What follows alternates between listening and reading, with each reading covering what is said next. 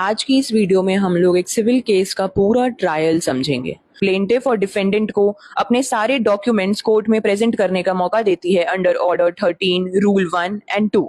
जो भी documents plaintiff और डिफेंडेंट को लगते हैं कि वो उनके रिस्पेक्टिव क्लेम्स को सपोर्ट करते हैं, जब ये सारे डॉक्यूमेंट्स जो भी उनको प्रेजेंट करने हैं वो सारे डॉक्यूमेंट्स कोर्ट में रजिस्टर करवाने ही चाहिए बिफोर द फाइनल हियरिंग।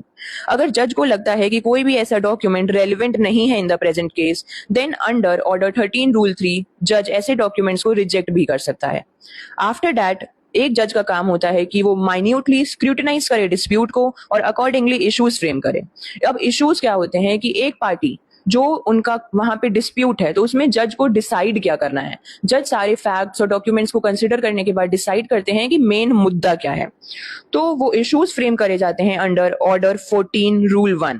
और वो इश्यूज जब जज नोट डाउन कर लेते हैं तो इन्हीं इश्यूज के बेसिस पे आगे आर्ग्यूमेंट्स और विटनेसेस का एग्जामिनेशन किया जाता है।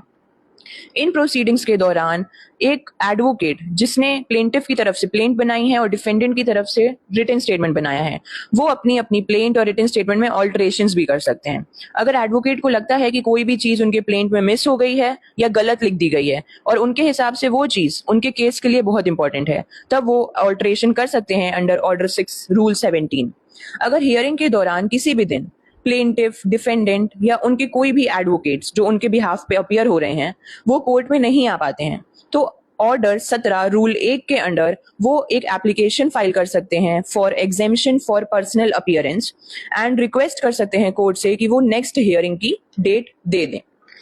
अब जब इश्यूज फ्रेम हो जाते हैं तो दोनों पार्टीज को मौका मिलता है कि वो अपने अपने गवाह पेश कर सकें।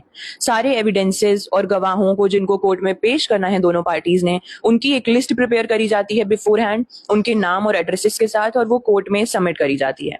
Under order 16 rule 1 and rule 1A court evidences को और विटनेसेस को स्पेसिफाइड डेट प्रोवाइड करता है कि जिस दिन उन्हें कोर्ट में आना है और आके अपनी गवाही देनी है। अब वो चीज समन्स के थ्रू भी की जा सकती है या अदरवाइज भी की जा सकती है।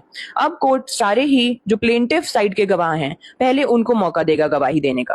प्लेंटिफ अपने सारे गवाहों को 1 बाय 1 कोर्ट में बुलाएगा और उनकी गवाही देने का उन्हें मौका देगा।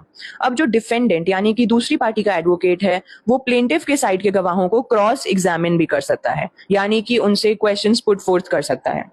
अब जब सारे प्लेंटिफ के विटनेसेस कोर्ट में प्रेजेंट हो जाएंगे तब डिफेंडेंट के विटनेसेस को यानी कि गवाहों को कोर्ट में गवाही देने का मौका मिलेगा।